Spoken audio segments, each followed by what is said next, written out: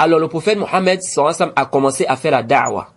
Le prophète a commencé à faire sa da'wa lorsqu'il a compris et su qu'il a eu la révélation d'Allah subhanahu wa ta'ala et qu'il est le messager d'Allah. Il a commencé à faire sa da'wa. Mais dans les livres, on nous dit que le prophète a commencé à faire la da'wa en cachette pendant 3 ans.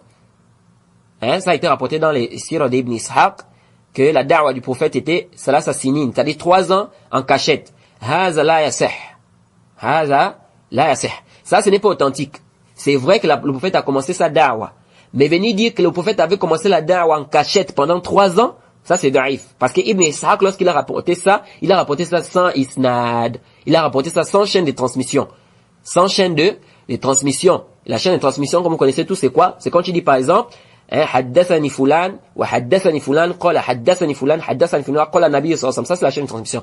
C'est-à-dire quand tu dis par exemple Mohammed m'a dit, que Qasim m'a dit, que Aïcha m'a dit, ou bien que Ibrahim m'a dit. Ça c'est la chaîne de transmission. Tel a dit que tel a dit que tel a dit que tel a dit que le prophète Mohammed sallallahu alayhi wa sallam a dit. Donc ça on appelle ça quoi? Le isnad, la chaîne de transmission.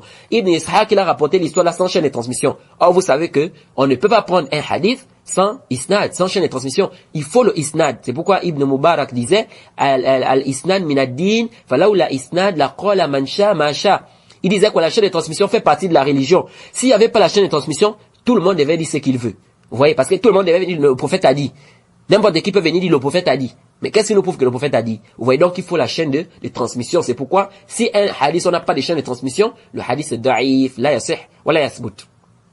Donc Ibn Ishaq il a rapporté ça dans ses sirah sans chaîne de transmission, en disant que le prophète a fait 3 ans, il appelait vers Allah en cachette. Vous voyez, ça c'est la yasih wa la yasbut.